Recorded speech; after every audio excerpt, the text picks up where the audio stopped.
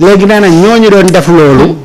ak bureau ba nga xamante ni moom la ñu am toog nañu 14 mois yu ñu amul salaire. waaw loolu ñu fayeekuwul parce que ñoom dañu am benn budget bu nga xam ne dafa war a jógee ci fonds d'appui aux entreprises de presse.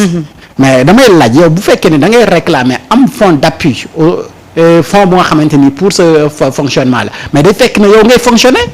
te sa fonctionnement am njëriñ xoolal suba ginnaawaatu suba ñoom tëj nañu tey. suba ginnaawaatu suba dara du changer ci penc mi dara du changer ci écosystème journalisme bi dara du changer ci li nga xamante ni moom la ñuy def donc existence su correct ci boppam moom mooy problème. et dañ ko ñëw intégrer ko ci code de la presse bi mais code de la presse bi ngi ni commission carte de presse également. même chose lañ lay wax. mooy que ne amuñu fonds bu nga xamante ni moom moo lay permettre ñu tirer la carte pourtant man fay naa 10 000 francs pour ñu tirer ma sama carte et carte bi ñu ma délivrer su ma ko bëggoon man tirer sama bopp fii ci marché bi su ma fayee 2 000 francs ma am ko même qualité bi. kon léegi ñoom li man sama 10 000 kanaa au moins war nañ ma ci mën a tirer bu dee fond de roulement rek la ñuy soxla bu fekkee ne lu tirer carte bi rek la mais 10 000 kanaa su ma ko joxee. bu ñu ci fayee 2000 imprimerie bi ma mën a am na carte presse waaw sama carte jeex na tey maa ngi di toog xaw ma carte. man mii moom kon dañuy wax ne man ancien journaliste laa woon léegi nekkatuma journaliste ba léegi maa ngi fonctionner maa ngi ci même rédaction bi ma nekkoon changé wu ma position. lan rek la manqué mooy ñoom ñoo amul budget bu nga xamante ni pour livrer ma sama carte. et correct daal. nañ fa jaaree dissoudre ko benn yoon. mu jeex comme amul njëriñ ci espace bi. musuma gis benn combat bu nga xamante ni dañ ko taxawal ñu xam ne ñii dañ ko taxawal pour ñu am une presse libre crédible et indépendante. man musuma ko gis. ku ko gis nag nga wax ma nee ma yow de mos ngaa gis njëriñu correct moo am taxawaay bu rafet ci penc mi ba def ay correction soit c'est des rédactions wala des journalistes yu nga xamante ni dañu am ay dérives yu ñuy def correct jël bras le corps.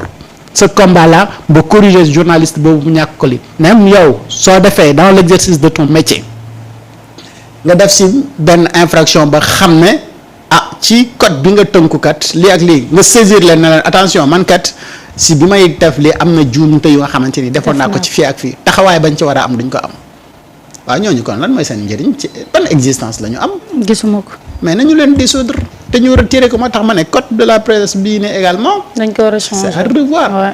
et bu ma kenn wax nag damay wax man yàlla daf ma dimbali woon ma bokkoon sa ñu ko doon assister séminaire boobu ña fa nekkoon certainement ñu ngi may dégg dama leen waxoon ne dafa am ay manquements et très bientôt dafa am lu nga xamante ni dañ ko war a jël en compte te jëloo leen ko en compte et aujourd'hui réalité boobu la ñu nekk di dund mooy les web TV là dont on parle aujourd'hui le code de la presse bi jëlul ko en compte te man dama leen alerté woon na leen foofu la ñu jëm. donc il faut dès à présent ñun jël ci ay mesures pour loolu mais loolu boobu ñoom from yi rek moo nekkoon seen question mooy les commentaires sur Facebook les commentaires surtout sur les forums boobu bindee article ci suuf donc yooyu la ñu gënoon nekk di wax est-ce que il faut modérer à priori ou à posteriori et cetera et cetera. et que la question ce n'était pas ça man je voyais plus bi ñu tolloo ci moment bi am na ñenn ñu ma si daje mu ne ma pourtant tu avais une clairvoyance si fi ñu jëmoon ma ne leen parce que dama nekk ci mbir yi tous les jours si moom lay gëstu. xam naa fi ñu jëm. et suba également am na leneen lu ñu jël tey bu ñu doon tëggaat code de la presse bi dañu war a jël en compte loolu bu ñu ko jëlulee en compte après feneen la ñu jëm. d'accord. barki démb ban vidéo lañ fi doon seetaan Diomaye mooy Sonko. Sonko mooy Diomaye. après mu ne lu naay. waaw gis nga. Samba sa gis-gis yow par rapport ak correct. c'est-à-dire que tout ça c'est le résultat de li am yëpp tey. c'est Macky Sall. ak lan. non c'est Macky Sall. Samba correct bu tëj nga ni c'est Macky Sall. boo ma dégloo rek ma wax la. waaye dama. gis nga man yàlla dafa def jamono ji Macky Sall di nekk ci pouvoir bi dama bàyyi journalisme dem toog di observer ma gis ay actes yu bëri yu ñu doon teg yoo xam ne dañ doon wax dañ ko doon def au nom des journalistes pour l'intérêt des journalistes mais en réalité Macky Sall ak ay ñoñam ñoo amoon benn pexe ci presse bi am fu ñu ko waroon jaarale malheureusement ils ont utilisé des institutions xam ne dafa waroon protéger les journalistes les hommes de médias. ñu utiliser ko foofu. man là pour la première fois bi ñu waxee nañu génne carte de presse moi j'étais contre. Ouais. Parce que conditions yi ñu doon génne carte de presse c'était pas des conditions bien réfléchies. C'est sur un coup de tête la ñu yeewu ils avaient un objectif bien déterminé parce que à l'époque boo xoolee il fallait dañ ne woon dañuy assainir la presse. mais liñ ci jublu woon pour assainir la presse c'était de mettre hors d'état de nuire certains journalistes qui portaient le combat des pastéfiens, des journalistes qui entre guillemets défendaient Ousmane Sonko ñooñu la ñu bëggoon toroxal. La preuve mooy bi ñu jàppee Serigne Saliou Gueye liñ ko njëkk a laaj mooy ana sa carte de presse. loolu lañ ko njëkk a laaj. ba ñu gisutee carte de presse am dañ ne ko da ngay exercer illégalement cette profession là. Ouais. jamonoy Macky. Donc le travail de réflexion et ce travail sérieux qui devait se faire avant ñuy génne carte de presse amul. CORED bii ñuy wax ni le CORED était devenu inactif. wala CORED boo ko déggaan mu attaqué ñam doon attaqué mooy ñu gouvernement bi bëggoon ñu attaqué leen. parce que dafa am ci ñi nga xam ne dañ leen di wax ne dañoo bokk ci CRED ñooñu normalement CORED bu doxoon waruñ bokk ci CORED. waaw wax de daf ci am ñoo xam ne dañ leen doon dégg ci biir CORED mais bu CORED nekkoon organe bu jaar yoon waruñu fa bokk man keroog bu ma gisee seen tête ci biir organe bi laa ne leen organe bi c'est pas sérieux tey c'est Macky Sall et son régime qui a désarticulé la presse jël ay nit ay tappalekat ñooñu lañ doon wax les journalistes chevronnés. boule bi daa tourné. C'est après le départ de Macky Sall qu'on s'est rendu compte qu'en réalité c'était des politiciens déguisés qui sous la casquette de journaliste ñu nekkoon fi di doxal Macky Sall li mu bëgg xam nga lan mooy problème bi. nañu waxante dëgg dañoo feeñ fi mu nekk nii dañoo feeñ. lamp yi dafa tàkk ñu feeñ ñu xam ku nekk fi nga nekkoon ak na nga nekkee woon day tasaaroo après ñu reconstruire tout. ci li woykat ba waxoon la rek. mu ne cey bu guddi jékki woon ba mu yàgg. mu nekk bëccëg non. fi ñu toll nag dañoo jékki-jékki rek. guddi nekk bëccëg voilà pourquoi CORED aujourd'hui ne day tëj parce que amatul budget mais nañu interroger wu ban budget la amoon budget bi fan la doon jóge ak ci nan lañ ko doon joxee ah. waaw loolu tam question la. Samba bi le ministère publié mooy distribution fonds d'appui aux entreprises de presse lu gis nag benn 800 millions bu ne woon mër. waaw mu ngi woon entre organisation yooyu noonu. waaw. lan moo ko yóbbu seen loxo ak lan lañ ci def loolu moom mooy question bi. waaw 800 millions de francs CFA ne mër ci fonds bi kenn xamul fu mu jaar. ma ne la te ñooñu ñoo ko doon gérer ñoom i ne. ma ne nañ daaneel lépp defaraat. ñu daaneel lépp. nañ daaneel lépp defaraat tabaxaat. gis nga loolu mooy dëgg parce que li fi nekkoon yépp c'était assis sur du tappale gis nga tey ku bëgg a wax ana Synpics. man ñoo déggatuma leen sax. Synpics de mu ngi fii. waaw mais anamu. Bon, ko déggati mu ak. je vois le gars là par contre ki fa nekk il est très. c'est un gars de la RTS. waaw lañ fal très très waaw très correct qui voilà. xam nga Marietta am na qui se bat pour l'intérêt des travailleurs enfin. xam nga travail ñoo ko déglootul xaaratuñ ko ci dara xam nga topp am na foo xam ne am na niveau de crise boo xam ne bu ko benn corps amee. da ngay tojaat lépp nga defaraat lépp. te gis nga état bi fam ñu doon woo.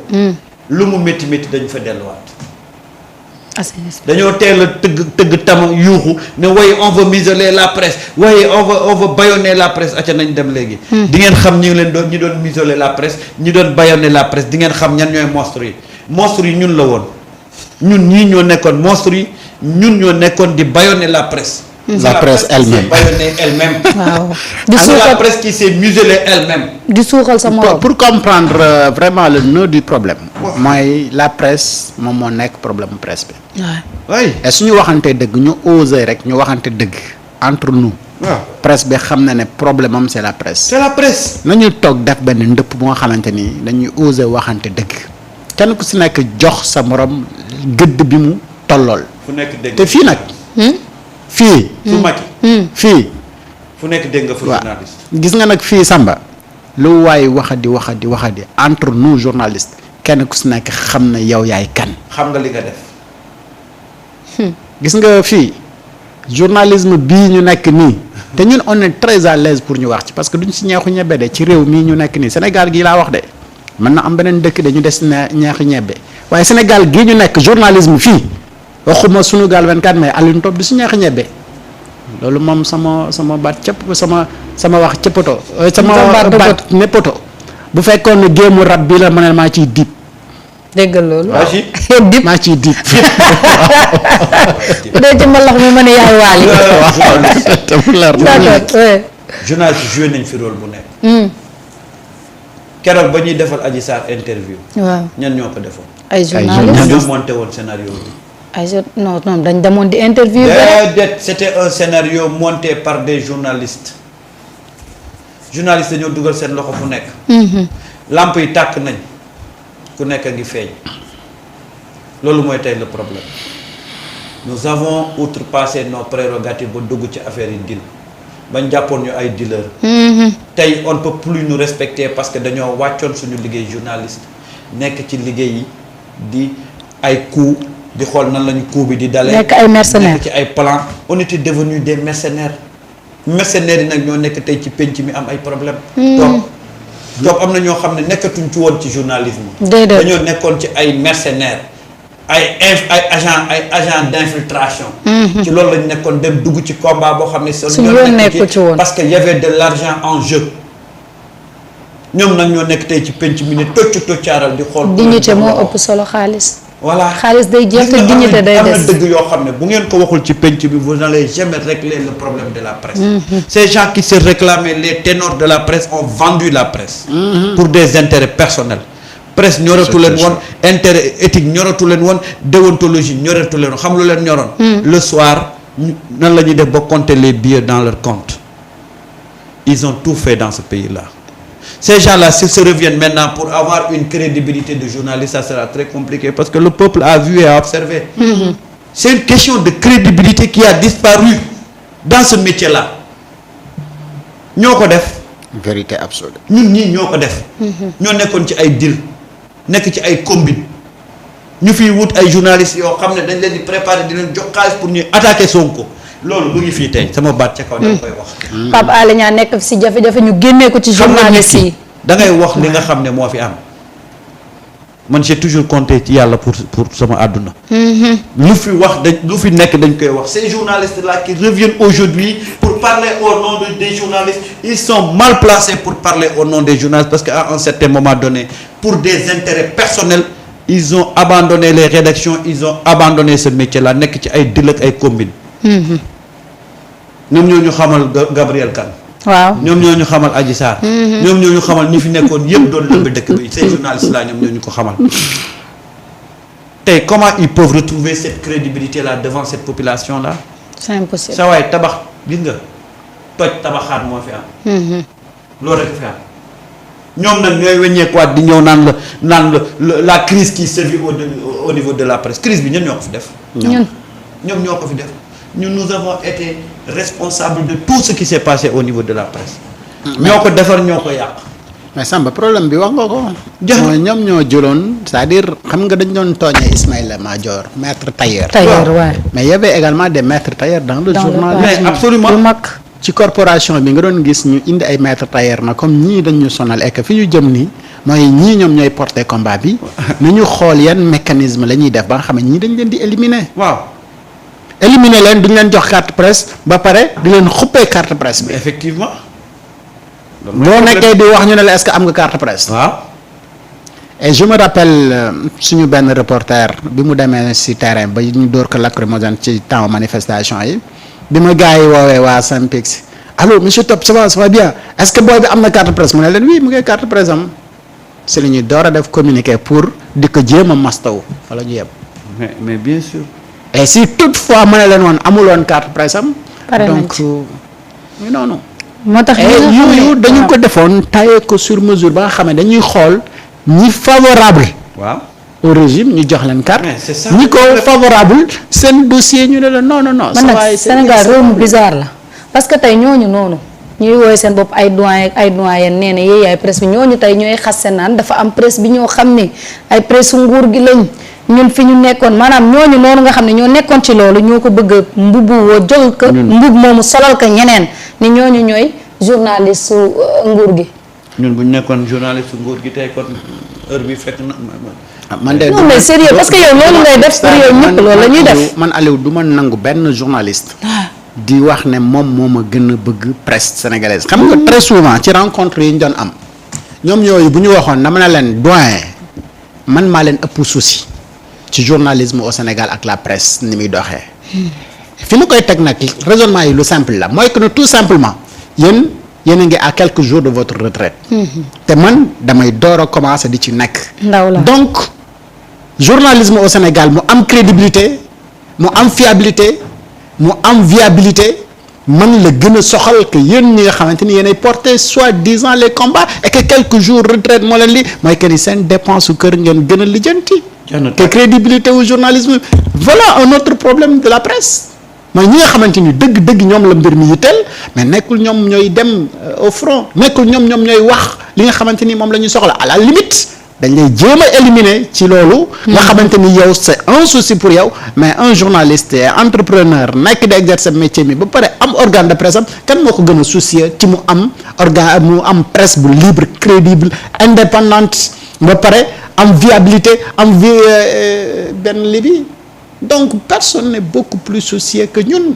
ci affaire bi. et ci xeex bi léegi genre nit yooyu ñoom ñooy ñëw pour taxaw porter combat bi mais non booy bi dafa bëri problème. booy bi dafa mën a lii nañu fexe ba nga xamante ni dañ koy éliminer ci lépp lu nga xamante ni moom lañ def. mais ça ne passe pas dañ lay jéem a beddi. mais dama ko dul nangu man Alioune du ma nangu benn journaliste nee ma yow ñoom ñoo la gën a bëgg li nga non saa waay gën a ñu la bëgg te ñun nañu jàppee nañ ko jàngee l'école noonu lañ koy jéem a tëree. te yar ba ñu amaale suñu kër yi moom la ñu indiwaale si. man de loolu laa gëm. nekk daal xoolal fi